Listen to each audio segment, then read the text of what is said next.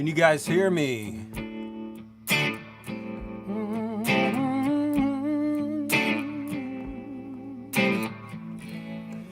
Hey everybody, can you hear me out there?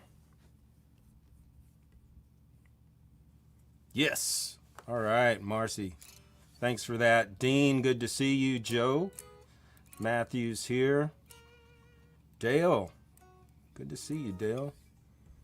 Fernando, Mike, Bedford. All right. Got the whole SongTown crew here tonight. Jason Moffitt, good to see you. Matt Murph is here. All right. I've been looking forward to this one. It's going to be a fun show. Got a lot to talk about. One of the things that I think has probably helped me the most over my career in writing is the ability inside the writing room when I'm co-writing with somebody or if I'm just writing by myself is to be able to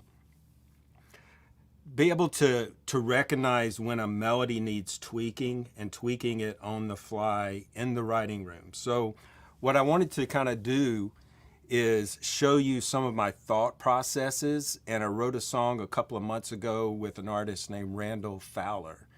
And Randall, he recently signed to Reviver Records here in Nashville. And we wrote a song that he wants to put out.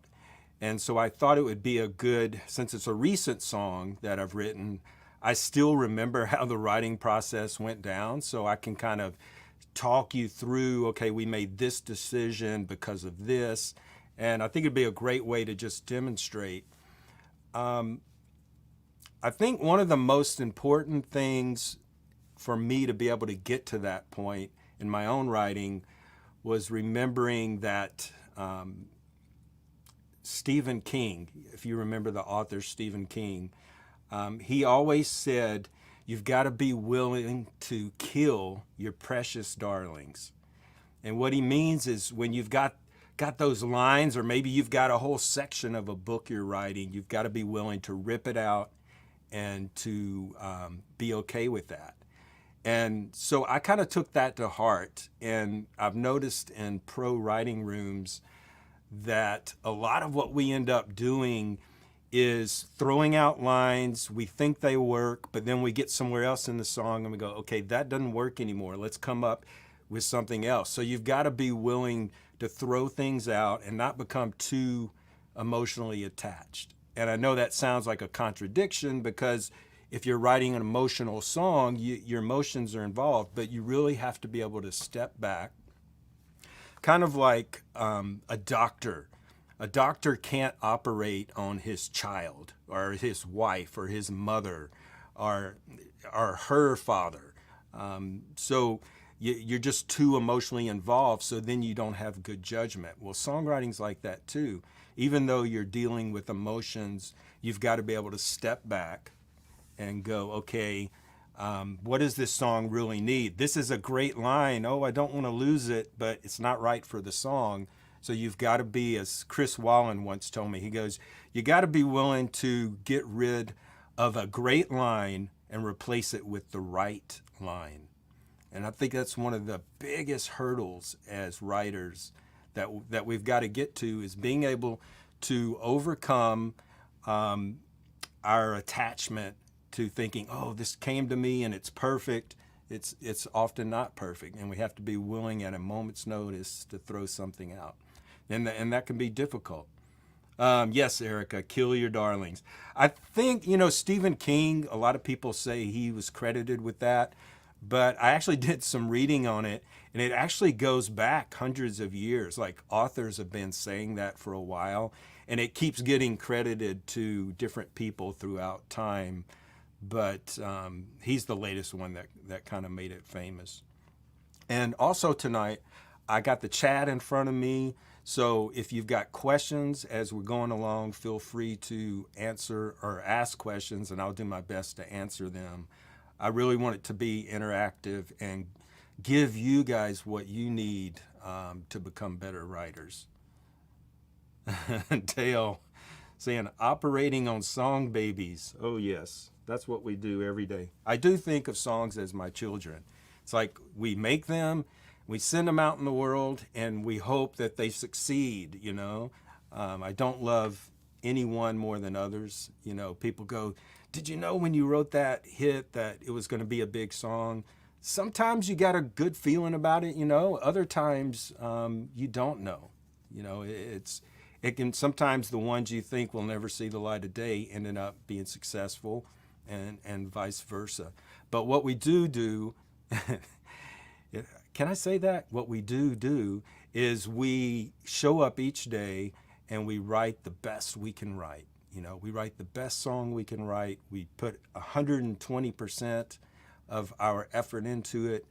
And we come back on other days sometimes. You know, as a pro writer, I don't often rewrite because what I'm going to show you is my process of how I rewrite when I'm in the writing room. So there's no need to come back another day. And I think that's the point you want to get to with your writing, is where you're able to write for a stretch, then step back and go, okay, this works, this doesn't work. How can we fix it? And I think the better you get at that process, then we'll be able to, you know, raise the level of your writing. Douglas says, I found that as well. The ones I feel are good may not work once they're out there. Yes. Yeah. You never know. The first two songs I wrote with Darius Rucker, I was getting off the bus and going back home, and I said to him, man, I think that first song we wrote's a hit. He goes, no, I think the second one is a hit. And he was right. The second one we wrote was his first #1 song as an artist. So I have to credit him with that, because he's the artist. He knew what he needed. I should pitch him that first song again. Maybe he'll change his mind. Then we can both be right. Hey, Paul from Kid Pan Alley. Nice to see you here, Paul. Adam, you do that, so you do so well. Dan Warren, good to see you. You can say do. Do. Yeah, if we're doing doo-wop, of course, yes.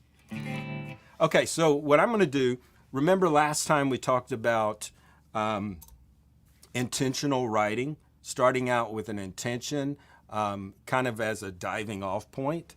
So I want to talk about this song I wrote with Randall. And Randall, by the way, he's from South Carolina, moved to Nashville. He is literally probably the best unknown vocalist in Nashville right now. Like I said, he just signed a record deal. But, I mean, he's got a phenomenal voice.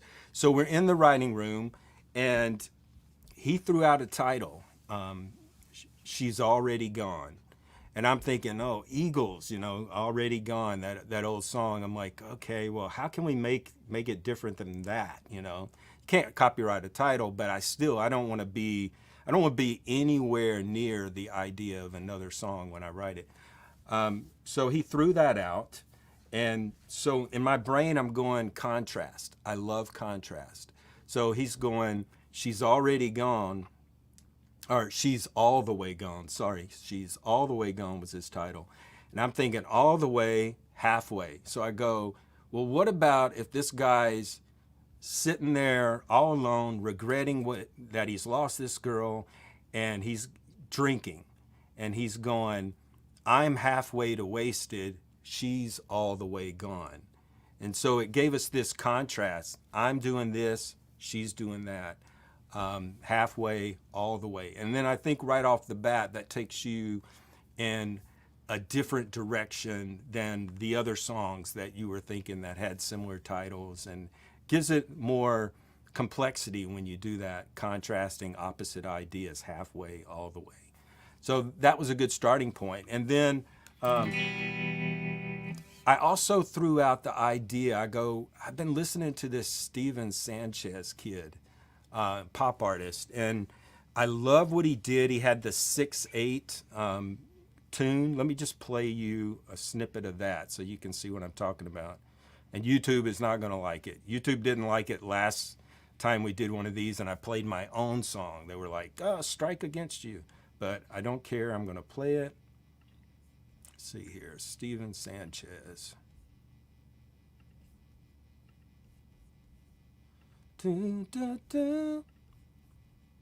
Okay, so you get the idea. It's kind of a throwback, old kind of sounding guitar with, some maxed out spring reverb on it, kind of like this throwback. So I wanted to do a 6/8 in that kind of thing, but I don't want to take the chords. I just wanted that 6/8 feel. So I started playing something like this.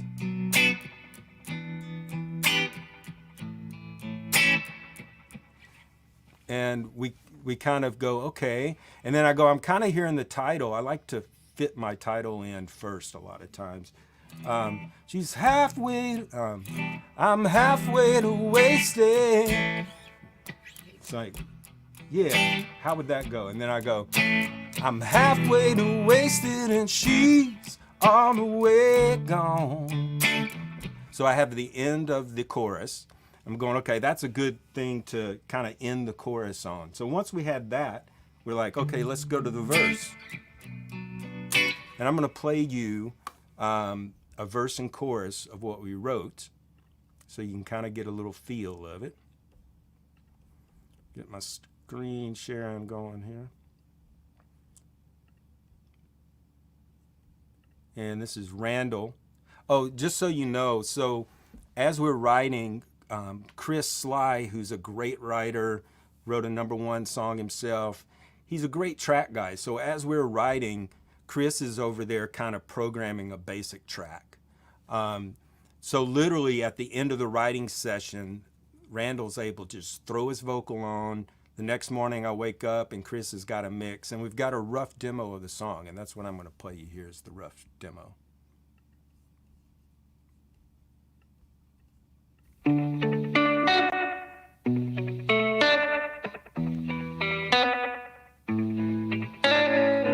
Guess I went and gone and done it for the last night. Guess she went and meant and ended it, but here comes goodbye. I'm dialing her up, but she's got my number. And she's had enough, and I'm just starting to go under. I got a fifth on the table, one big empty house. She's got 10 reasons for leaving this town. I'm drowning the memories and makers, and she's moving on. Yeah, I'm halfway to wasted, and she's all the way gone.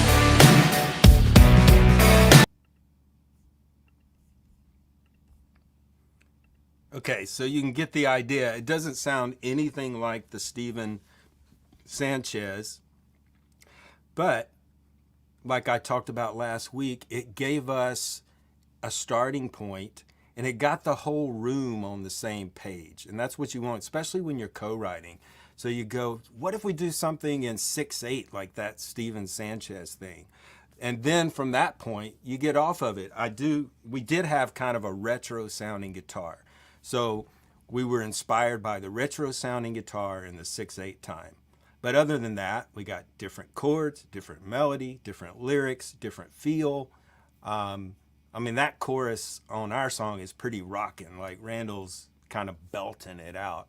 So it got totally away from the retro thing, but kind of made it a little bit more interesting by doing that. Any questions so far? Yeah, Megan Trainor, she does this really good. Yeah, she does that. Charles, thank you. I hope it's a hit. You never know. Like I said, sometimes I think something's a hit. Tobias, man, you guys are staying up in Sweden right now. Thank you, Alicia. Love that. We'll keep an eye out for Randall. Yes, he's putting out another song of mine. It's going to be his first single next month. And this one's in the queue for down the road. But start checking him out. Randall Fowler. Follow him on Instagram. You'll really be, impressed, I think. Because, like I said, I've worked with some great singers, and he's I mean, he's got a voice from another place. Is one of those. Hack says, reverse the hook, Clay. She's all the way gone and I'm halfway to wasted. Yeah, we thought about that, but he's the one drinking. So I'm halfway to wasted. And why? Because she's all the way gone. So it's like I'm doing this because she's this. And that was the order. We probably could have written it that way. But something tells me that when you're writing a song, since a lot of the artists are singing to females, that why not put her in the hot spot of not the bad hot spot. I call hot spots the title areas. So put her in the title. You know, she's all the way gone. Just like the Eagles had that already gone. You know, like it's just something, and something about the word gone on the end, to me sounds better to end on than halfway to wasted. I mean, you could certainly do that. It just felt like at the time that was the thing to follow. So yeah, we had that verse. So that's where we started. We had the end of the chorus line. Then we had the verse. Guess I went and gone and done it for the last time last night. Guess you really meant it and goodbye. And so we had those couple of lines. And then I think the next line we had, why don't I put up the lyrics for you guys? I think that would be helpful as we're doing this.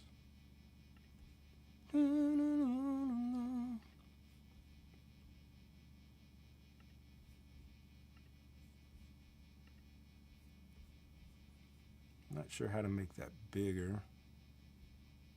See this. There we go. Can y'all see that good? Yeah, Matt.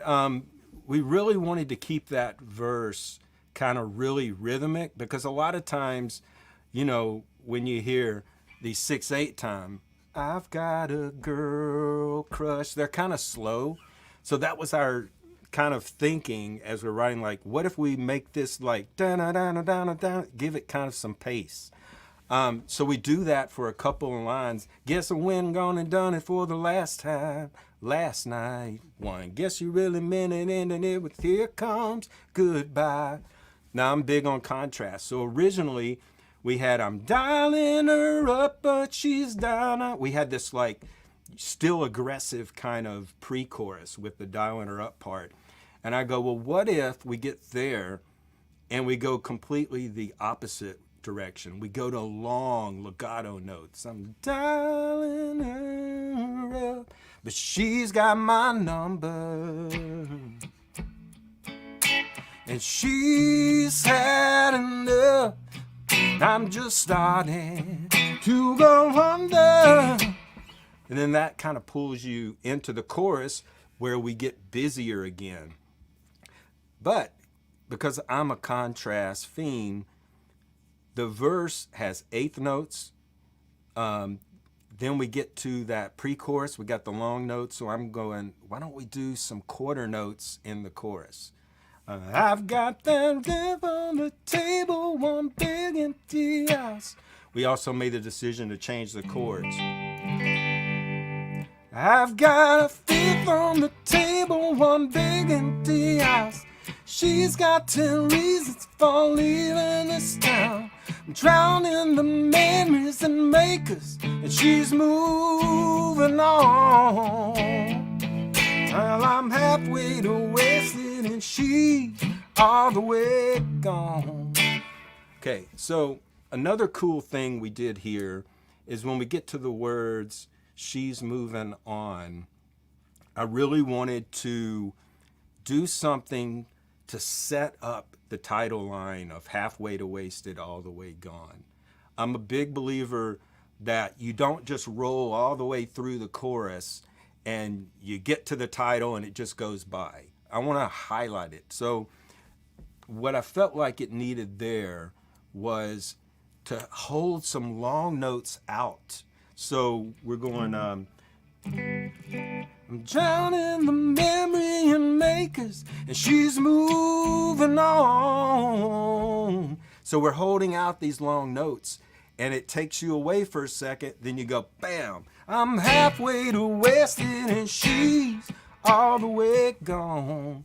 So that contrast between long notes, then hitting them with the back on the quarter notes on that title, that's what makes a title stand out. Is what you, not how great the title is all the time, but what you do right before the title to set it up. You know, it's like telling the punchline of a joke. If you blow the setup to that joke, it's not going to be funny. So it's the same way with writing a song. A lot of people talk about lyric line setups, but you got to do it with melody too. John, thank you, man. This song, for me, this is in Randall's key. If it was my song, it would be a half step lower, because that's really high for me. I'm not a tenor anymore. I was when I was young, but not anymore. When I was in grade school, I could sing really high, and then my voice changed. Thank you, Alicia. Cool vibe. Rhythmic contrast. Yes. Awesome. Let me know if you guys got any questions. I know I'm like throwing a lot at you here, but it's the way my mind works. Okay, so we started with the chorus title, halfway to wasted, all the way gone. We locked that in place. Then we went to the verse, and I wanted to do real rhythmic kind of verse. And then when we got to the pre-chorus, I needed contrast. And so I have these long held notes. I'm dialing her up. Then we hit the chorus. We're going to get aggressive. Perfect. I'm doing some other contrast things there as well that we're going to talk about. But those are the big things I wanted to start out with. Belden, what's your favorite guitar tuning for songwriting? Often I write in dadgad. It depends. For some reason, if I'm on electric, I'm in regular tuning. If I'm on acoustic, I'm in dadgad. Don't ask me why. It just happened that way. I do know why. I got asked to play for an artist showcase, and she had a couple of songs in dadgad. And so I tuned my guitar that way, and I was like, so I could learn those songs. And I was like, I don't want to keep retuning during the set, so I just learned how to play all the songs in dadgad. And then I was like, this is kind of cool. And then I started writing some songs and having some success that way, so I kind of just stayed in dadgad on it. Devin, did you guys write the rough draft and rewrite? Well, that's what I'm talking about. We rewrite as we go, and that's what I want to illustrate to you guys. Like I said, when we first got to the pre-chorus, we had a more rapid-fire melody, and I go, no, we need contrast here. So then we came up with the long notes in the pre-chorus. The same way when we got to the chorus, when we got to the setup line, she's moving on, originally, it didn't have those long held notes. It was, I'm drowning in makers and she's moving on. It was just like a quick ba ba ba ba. And so I wanted the long notes to set up the title. So then I go throw out in the room, drowning in memories and makers and she's moving on. And this is another thing that if you're writing for artists, that gives an artist a chance to do a lick on the end of that long note, and they love that. It gives them a chance to show off their vocal. And so I always try, and in the writer room, I don't sing the lick for the artist. I'll just go like, she's moving on. And I'll go, and put some lick on there. Even though I can do it, I want them to feel some ownership. I want them to come up with how they would voice it. And that's very important when you're writing with an artist, is to get them involved. And Randall's real involved. He's great with lyrics. But I'm always looking for ways. I don't want to color the song the way I would do it. I want to leave the color part of it up to the artist. You know, if there's not an artist in the room, then you know, that doesn't matter. And then there are some artists, you know, that I've gotten cuts where I'll write with an artist and they go, well, you sing the demo, and if they hear something I do cool in the demo, then they might cop that, but then they'll also put their own thing. So they want to hear what I'm doing, so in case, you know, maybe they don't like anything that I do, but maybe they like something and they'll use it if it works. So I just basically try to stay out of their way as much as possible with those kind of like little things like licks. And yes, Bumblebless says, change in melody keeps from being bland. It keeps the listener interested. And I've been, you know, I listen a lot to songs submitted to our Edge publishers from our Edge groups. You know, we have the Edge groups in SongTown where you work with a publisher, you get a writing assignment, and you submit those songs at the end of the month. If you listen, guys, if you're in that group, the songs that get signed are doing a lot of the things I'm talking about. The songs that don't get signed are missing the mark, because you can't, without contrast, you can't keep the listener's attention. It just won't happen. So there's a couple other things I want to talk about here. So we left off where she's moving on, how I held the long note to set up the rapid fire title. You know, I try to a lot of times do the opposite of what the title's doing with the setup line. Title's got rapid notes, let's do a long note right before it, you know, ease off the gas for a second. Then it gives it more punch when it hits. Another thing, if you're looking at the lyric, the second line of the chorus, that was a lyric rewrite for musical reasons. And I'll tell you what I mean. When I think of lyrics, if there's a rhyme involved, to me that's music. Rhyme is sound. It's a sound. Consonants are a sound, you know. So when I'm musically approaching lyrics, I mean, there's 100 ways we could have said she's got 10 reasons for leaving this town. There's a lot of lyrics that could go there. So at that point, then I'm going, I want the lyric that has the best musicality to it. So originally it was, she's got her reasons for walking on out. She's got, let me play that for you. I've got a fifth on the table, one big empty house. She's got her reasons for walking on out. So what I wanted to try to do, she's got her reasons for walking on out. I was like, it doesn't feel like it's got enough rhyming sound to it to make it hooky. So she's got her reasons for walking on out. There's no rhyme. So what I said, what if we go, she's got her reasons for leaving on out. And that made sense, and it rhymed. And then I think Chris Sly threw out, well, what if he goes, we got fifth on the table in the first line. What if we keep it in numbers? That makes some more symmetry and hookiness. And we go, she's got a fifth on the table. She's got 10 reasons. So now we've changed her reasons to 10 reasons. And then I go, at that point, oh, that's cool. If we've got a T in the 10, why don't we change the end of it, instead of saying out, leaving on out, let's say leaving this town. So then we got 10 and town, and you get the alliteration of those hard T consonants. So just by tweaking that line in the writing room, we've said the same thing, but we've now got ear candy of rhyming with reasons, leaving, which also rhymes with she, re, lee, 10 and town.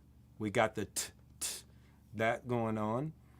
And so it just makes the whole vibe of it hookier.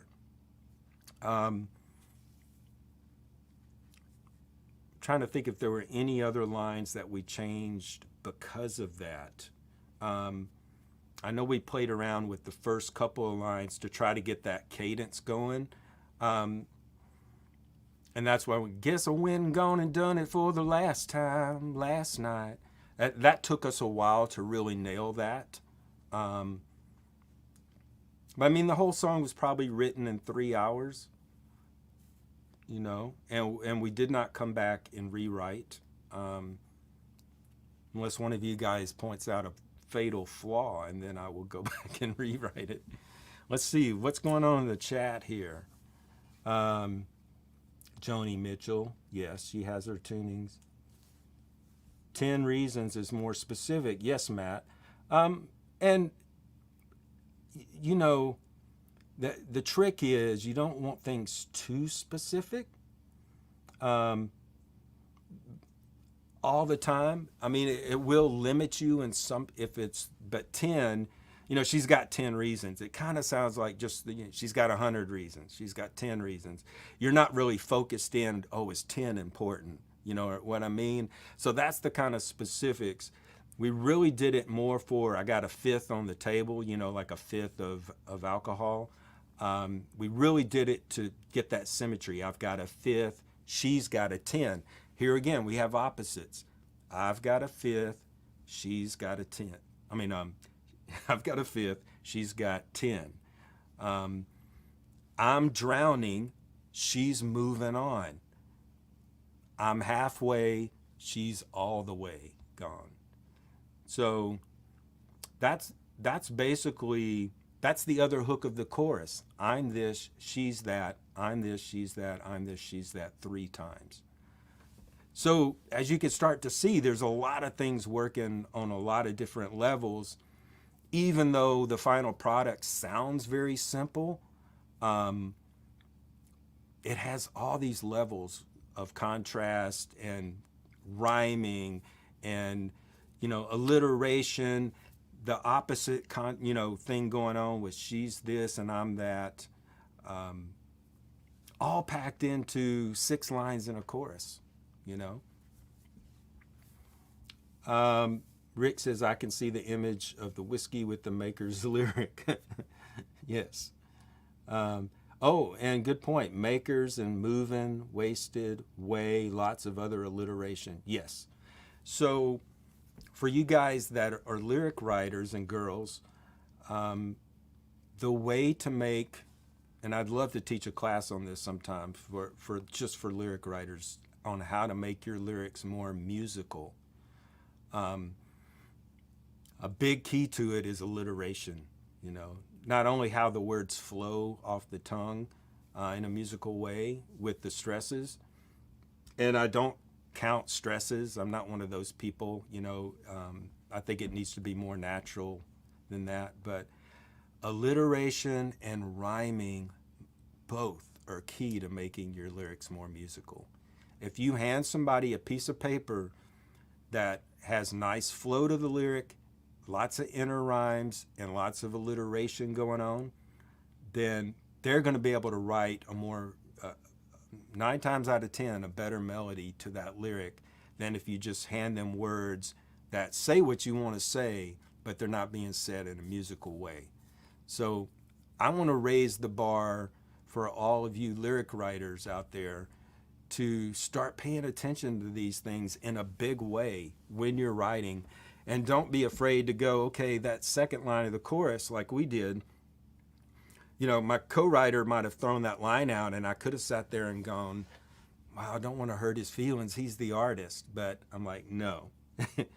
You guys that know when I critique songs, I'm not like that. So we got to make this line better. There's no it really needs some rhyming. It really needs some alliteration. And that's kind of the whole point to that. Any questions before we move on? Sham says, this is great. Do you remember how you guys got to the final verse, the previous alliteration? I don't think there was a lot of change. I think that kind of fell out. I do like some of the, you know, she's making me her ghost, but I'm the one haunted, meaning she's ghosting him. I thought that was cool. Just like in the first verse, I'm dialing her up, but she's got my number. Like, she knows me. She's got my number. I just think those little clever things in the lyric are fun to write. But yeah, when we got to that second verse, I remember the last line because it's so simple. It took us a long time. We kept trying to make it complicated. Like, she's making me her ghost, but I'm the one haunted. Can't give her what she wants, so I hope she gets what she wanted.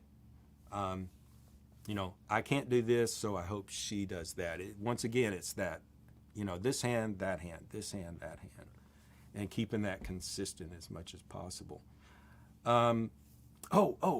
Here's a big thing. Glad you brought up the second verse.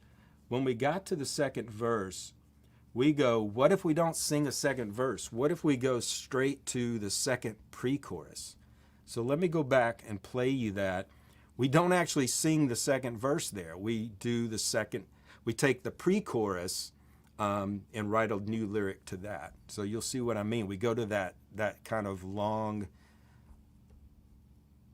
let's go there. So glad you said that, because this is a cool thing about this song.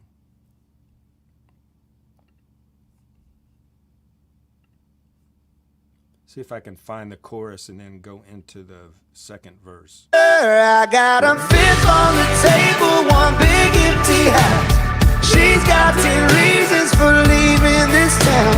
I'm drowning the memories and makers, and she's moving on. Yeah, I'm halfway to wasted, and she's all the way gone.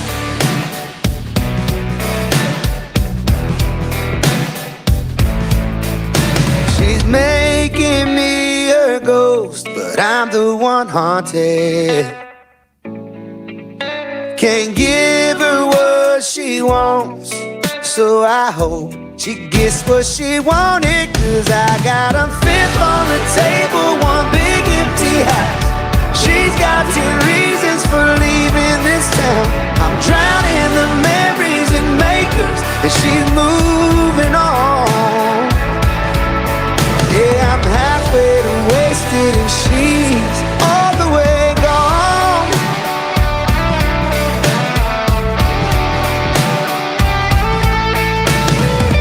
Guess we ain't gone and done it for the last time, last night.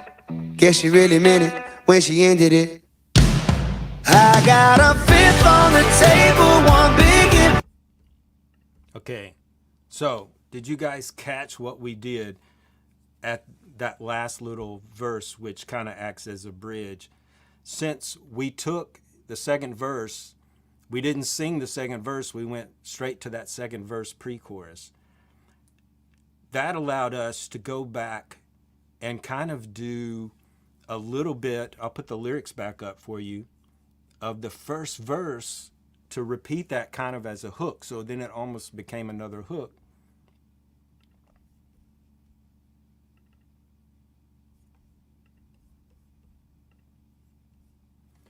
So let's see if I can, it won't show it, will it? But I'll just read it to you. What we did when we got to where normally the bridge goes, we kind of went back to the first verse rhythm. Guess I went and gone and done it for the last time, last night. That's the same. But then we changed the next part. Guess you really meant it when she ended it. Boom, right into the chorus. So we kind of did a bastardized version of that first verse. So it's almost like it's a repeated hook. But if we had done a normal second verse and used that rhythm in the second verse, then it would not have been so cool. We'd have had to go somewhere else for the bridge. But I think it's pretty cool that we changed up the normal structure in a way that still works. I think a lot of times you need structure, but if you can change it up in a way that still makes sense to the ear, it's still hooky, and it's different than I think that's what we ultimately would like to do. Any questions about that part? Yeah. One of the comments is it keeps the action going. Yes. Loretta, Clay, do you see the stage setting, the visual of the whole brand? The song evokes that. I don't. I'm not...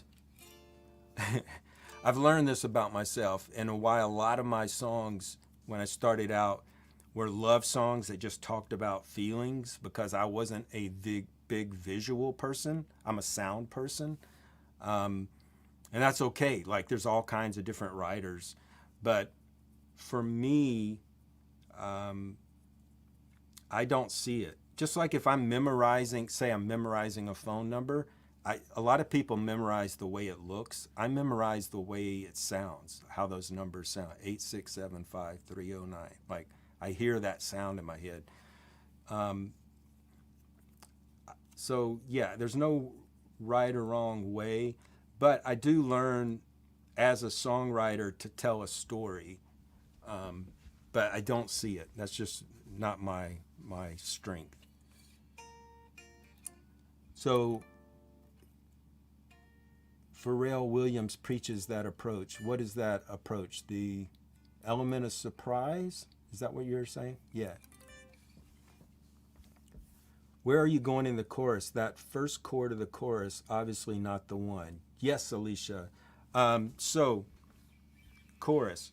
So the song is in the key of D. I'll try to put this up where you can see it.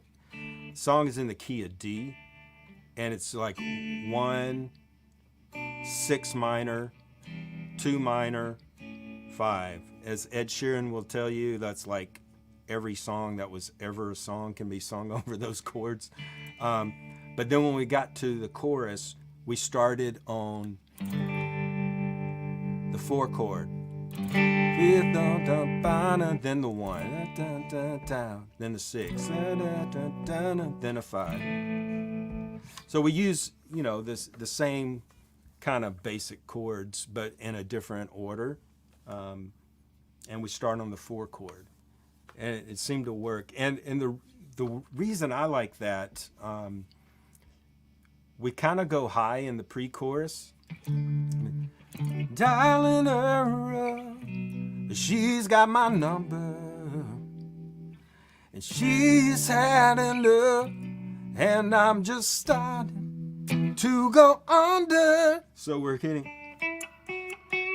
that third. So I felt like if we're going to hit the money note of the chorus in the pre-chorus, that's one of my rules we're going to talk about here in a second. I felt like we needed a chord change so the chorus feels like it's lifting. If we hadn't have hit that note in the pre-chorus, then who knows if I would have made that decision. But that's kind of the way it unfolded. Does that make sense, Alicia? Ian, did you worry about the length of the song at any point? No. I pretty much know if I'm working with formats and tempos. Like, I know if I'm doing verse, chorus, bridge, chorus, you're going to be in the ballpark. I mean, how can you help not be? And the second verse was half as long. Now, if I felt like a song was long, we might go in and chop it a little bit. But this song, it just felt like it was going to be, I guess I've done this enough. But yeah, I don't recommend writing 5-minute, 6-minute opuses because it's going to be hard to get an artist to cut that. Now, if you're doing it for your own album, have at it. Yeah, you can do anything in that scenario. If your goal is to try to get an artist to cut it and try to have it become whatever your goal is, it could be Song of the Year, it could be #1 on the Texas chart, it could be #1 pop song. You guys do realize we have 2 SongTown members that wrote the biggest song in the world last year. Amazing. They were just teenagers taking classes and then they ended up writing the number A, B, C, D, E, F, U. That still blows me away. So what I'm saying is, don't be afraid to dream big, you know. But if you just want to write a better song, and you feel like you want to write a 6-minute song, then you got to figure out how to make it interesting. The problem I see a lot of times with 6-minute songs that are sent to me to critique is they don't have enough contrast. And let me just put up something for you guys.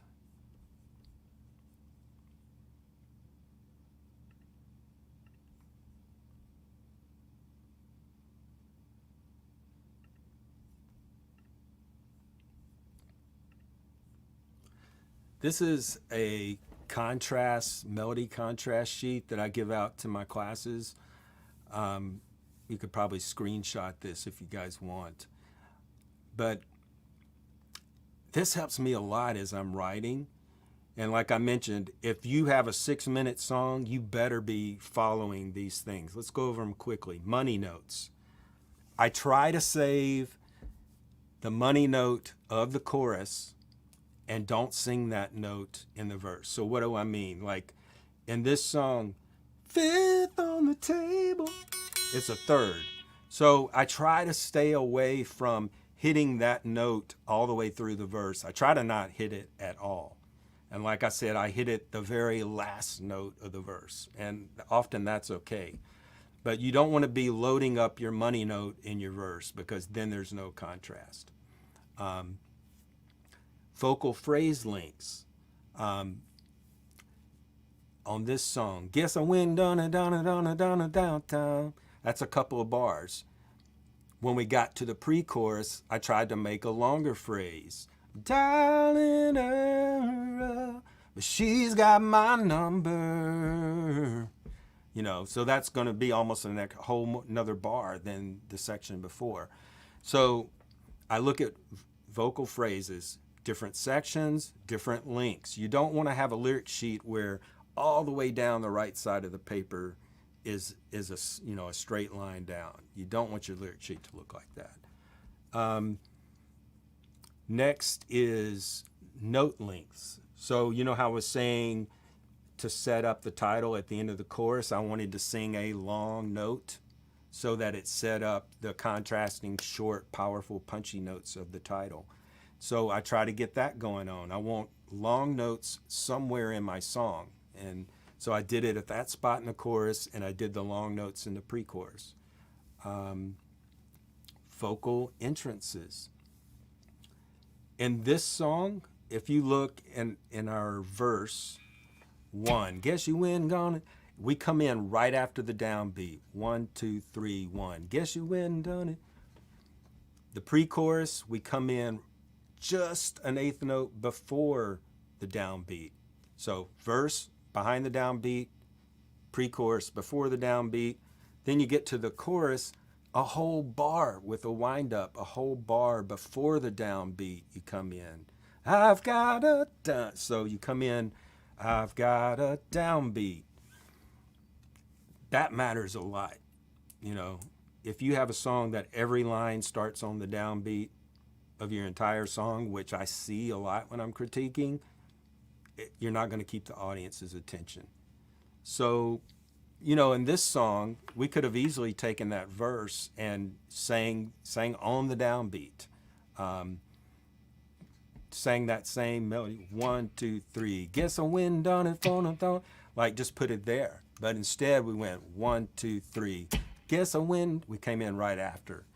And so those are things I will tweak in the writing room. We'll write a verse and chorus, and I'll go, hey guys, our chorus has got to wind up and our verse has got to wind up. We need to start the verse either closer to the downbeat or behind the downbeat because it's just like the chorus right now. And so I'll tweak that. Contrasting rhythmic patterns. If you guys have taken my classes and you know about line plus 3, where you have like a da da da da da da da da ba ba ba ba ba ba 1, 2, 3. If that's your pattern in the verse, you don't want to do that in the chorus 99% of the time. So contrasting rhythm patterns. Interval jumps, I did not have any of those in this song, but interval jumps is when you're bouncing back and forth between two notes. It's a very common thing, but it can help.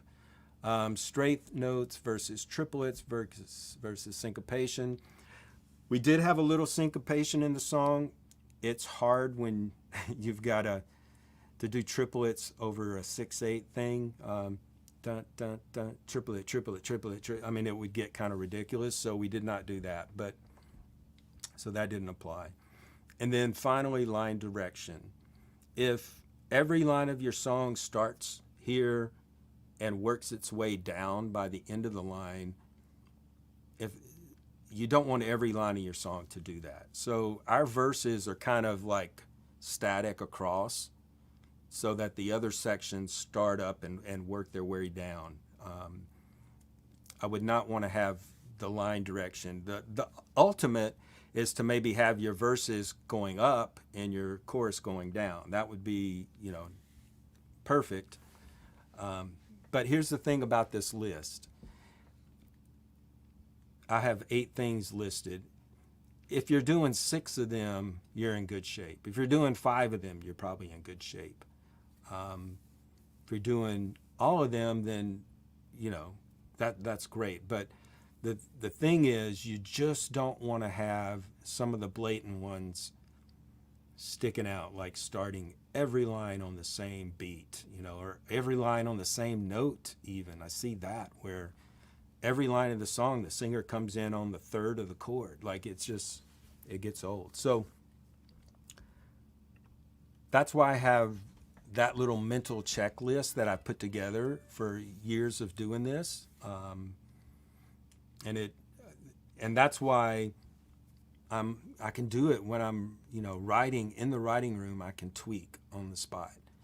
And if I were you, I would screenshot that list and keep it on your writing desk. And as you're writing, if you write a verse and a chorus, go and look at it and go, okay, can any of this be improved? And I think the more you practice that, the better you get at it. It took me many years to learn all those tricks and then be able to put them into a song. So I think you'll be able to do, since I'm showing you, it'll speed up your time. Let's get to some questions. Mrs. G said, do you ever use modulation to do the same sort of thing? Yes. I had one hit that had a modulation, a song called Fall by Clay Walker. I don't know if I had any others. I know I had some cuts.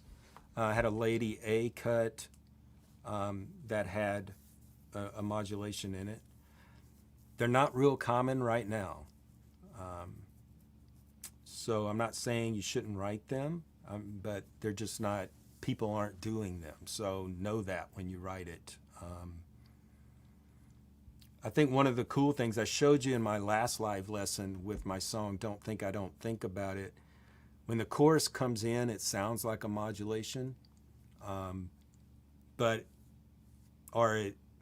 it is a modulation, but it doesn't sound like it. It's kind of like a trick kind of thing. So you just don't want to sound obvious, like here's the big moment, and that kind of dramatic thing is not happening right now. But who knows? Tomorrow it could come back in style. Let me get some questions here. Rising pre-chorus, yes.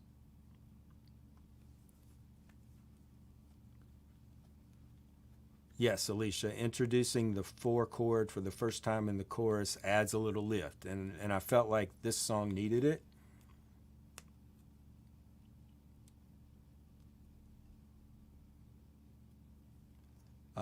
Son, yes, you're right. A lot of songs have 2 verses and then a chorus followed up by 1 chorus. Yeah. The long verse thing is not so common anymore unless you're Ed Sheeran. He seems to get away with it.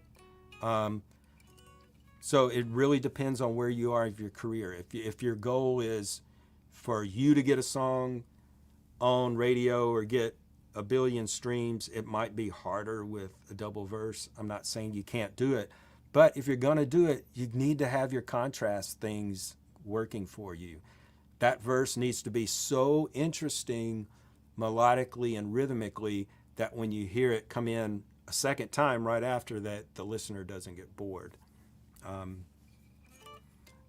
So that's even more important. But most songs today are chorus heavy, meaning shorter verses, and then the chorus and the post-chorus is going to be the bigger thing. Hack wants to know, did you chart this in the Nashville number system? No. Because there was a track person in the room and he just built the track as we were writing Hack. If I was going to go take this to do a demo in a studio, then yeah, I wrote my own charts for years. I would just write out the chord chart. But that's a good question.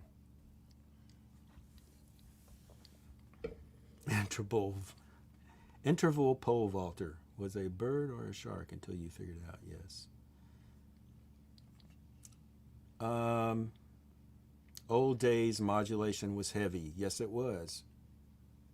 And it kind of got cheesy because people were doing it so much, and then it'll come back. I mean, all these things come back around. Don't be afraid to write it, but I would try to write your song so well that even without the modulation, it's still interesting. Do you use key changes in your song often? It's a cool way to lift the song. Christina, if you listen to my last live session on this YouTube channel for the Music Lab, I don't think about it. I break that down, and that chorus could be considered in a different key than the verse. That Lady Antebellum song, it's called One Day You Will. That song, I used a big modulation and used even a 5 minor chord in the end of the bridge and then modulated. So I do that. I just, artists aren't cutting those anymore right now. So, I make my living writing songs that make people feel something, whether it's a fun feeling or it's a sad feeling, whatever, making people feel something, but I need those artists to sing it, and so I tend to stay away from the key changes right now, but that could change tomorrow if I'm writing with an artist and they want to do it, could do it tomorrow. Usually the demo structure ends up being the final structure, and are there changes in the production stage? Yeah, it's never finished for me, Fernando. I mentioned that I don't often come back and rewrite a song outside of the writing session, but I will say if we go in to demo the song and the singer's on the microphone and a line is just not flowing right or isn't quite right, that's when we rewrite it. Oftentimes in the production stage, and then sometimes when you're there you might do something wild man, I think this it doesn't need the bridge. What if we leave the bridge out and go straight to the last chorus? I mean, sometimes you make decisions like that. It's literally an experiment.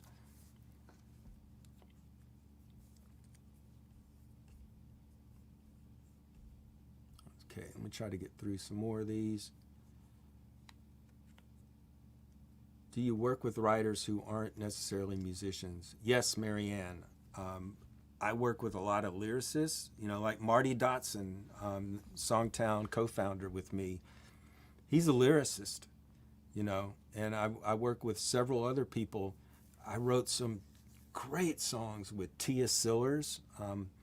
We had a cut on Trisha Yearwood called Heaven, Heartache, and the Power of Love. I love that song. She's a phenomenal lyricist. That's what she does. And she wrote Blue on Black, Kenny Wayne Shepherd. She wrote I Hope You Dance. That was like a pop hit and a country hit. It was huge.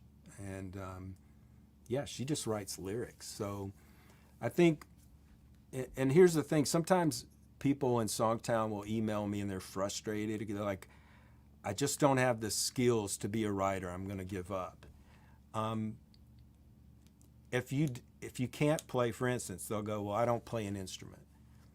I know Hall of Fame writers that don't play instruments because they do something else well. So it's more a matter of finding out what you do well and then putting a team around you that can do the other things. If you're a track person that does melody, well, you need to work with a lyric writer and vice versa. So never feel like you're less than. Like I see sometimes on social media, people will go, oh, I'm just a lyric writer. And other people go, well, that's not, you're not a songwriter if you just write lyrics. Totally not true. Bernie Taupin wrote some of the biggest songs in the history of music with Elton John, and he was a lyric writer. Elton John would not have been Elton John without Bernie's lyrics. He'd been a piano player in a bar somewhere maybe. Lyrics are huge. Lyrics are huge. So never feel less than. Take your skills and find people to work with that can complement them.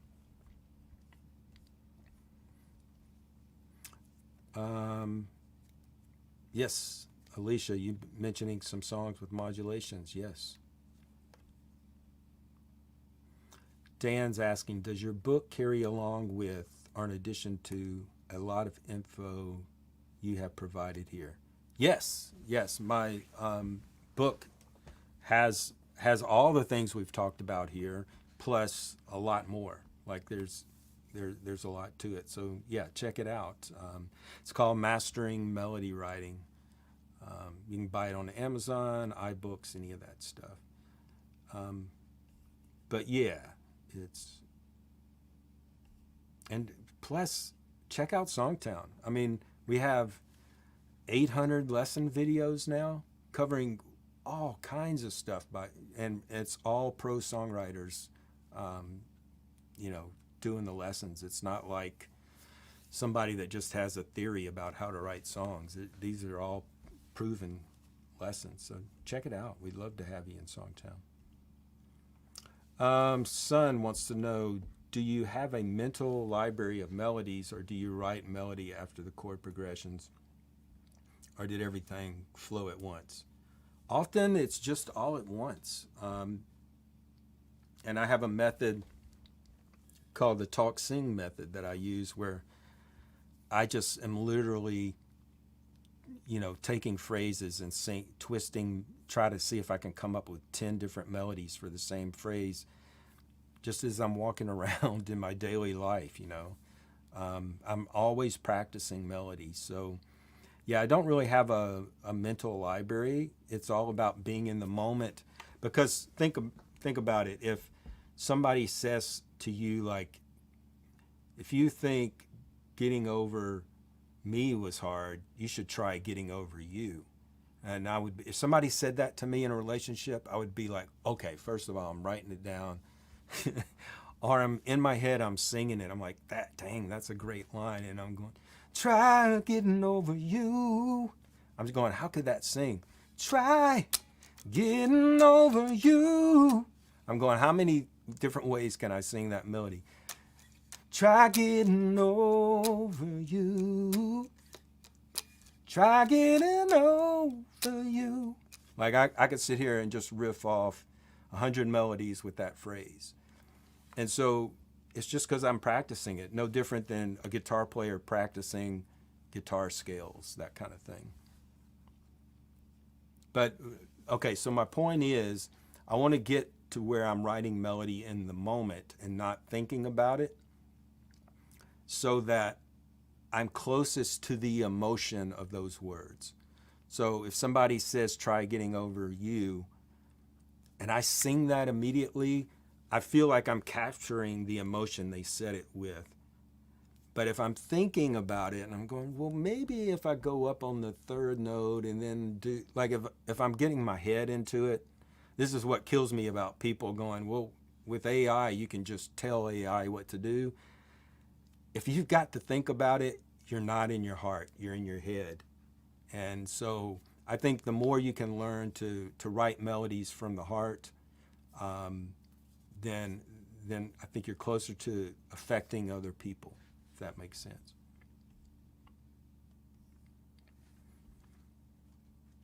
Douglas is, be careful, or he's saying to Douglas, be careful following writers. It could kill your originality.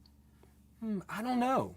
I think, I used to feel like that when I was younger and I went to music college. I was like, oh, I don't want to learn that style.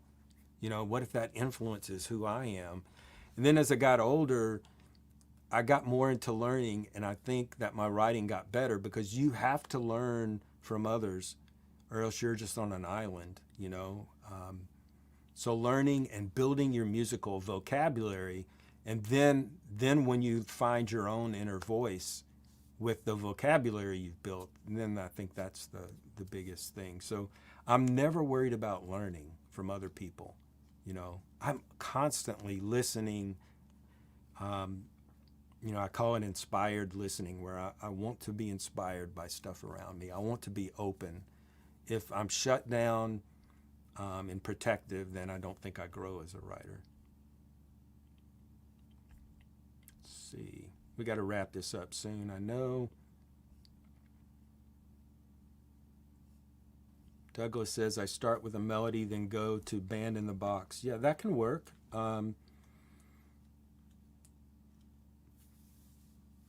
Whatever you feel, works for you. If you're not a player, then yes, that could work. Or you could co-write with someone who's a player.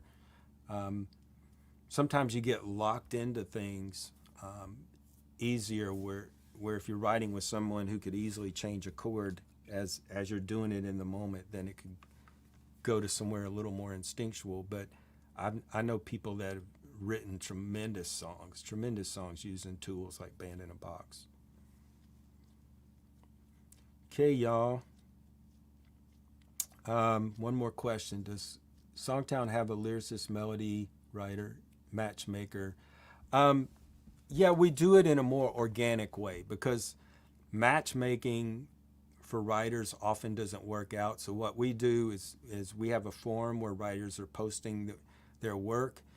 And then if you hear something that really turns you on, you start talking to that writer. And it happens more organically than, where you're thrown together because you write lyrics and you write melody. Well, you might, it may not work because you don't really care for what that other person does. Most of our members co-write. I think, I've never done a formal poll, but I would say more than half of our members co-write. So it's a good place to meet other co-writers. I would say it's got to be more than half, yeah. Oh, good, Douglas, you're co-writing, yes. Okay, y'all. If you got any more questions, you can email me, clay@songtown.com. I'm always answering. I answer a lot of emails every day, so email me, hit me up. If you got any ideas about what you want to see in a lesson, something we didn't cover today, let me know. If you're not a member of SongTown, check it out. It's an amazing learning place.